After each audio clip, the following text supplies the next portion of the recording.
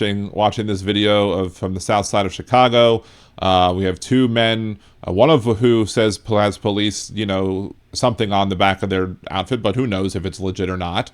Then somebody else who doesn't have anything on, just t-shirts and a jean and zip ties, trying to take this person into custody. But what you're also seeing is people interfering with them trying to seize and detain this individual. Let's continue watching it. Hey, get the fuck out of here! Let me see your fucking face, bro! Let him go!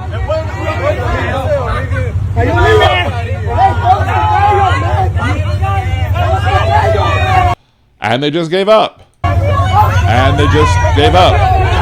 in their car and they leave.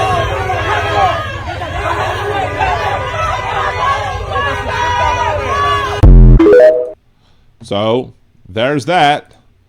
So, and what I would say is that, conservatives will be like, oh, that's terrible. You're interfering with the ability of somebody doing their job. They're doing their job. Well, maybe if they did their job properly, you'd have less people complaining about what's going on, but you don't. You have the issue like in Norfolk, Virginia, and everybody who's conservatives will be like, well, Biden let all these people in, we can't help but make some mistakes when we're deporting the people. No, the people who were deported from the Norfolk, Virginia cruise ship terminal have nothing to do with who Biden let in, because those weren't people who were let in during the Biden administration. If you're going to give them that Biden let them in, I have problems with that argument as well, but these people were not let in by Biden. These people came into this country on a cruise ship during the Trump administration, legally capable of working here in this country, and yet they still seized, detained, deported, and banned them from re-entering this country.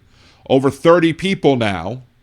And these people, they didn't prove what they alleged. They alleged that they had some dirty content with children on their phones. And anybody who does have dirty content on their phones, if that would absolutely be somebody who should be deported from this country. I wouldn't argue with that, but they should be required to prove their case, and they never did. The Supreme Court again ruled 9-0 that everybody who's detained should have the ability to challenge their being detained, to file a writ of habeas corpus. They need to be given enough time, but that didn't happen because you have a lawless administration who doesn't care what the courts say. They're going to do what they want to do at the end of the day, and that's it. So maybe if you behaved properly, we wouldn't be as angry. But as long as they're going to behave improperly, we are not going to sit here and support them. And I'm going to sit here and support every single possible, action that's done by individuals who are going to sit here and, try and stop ICE from doing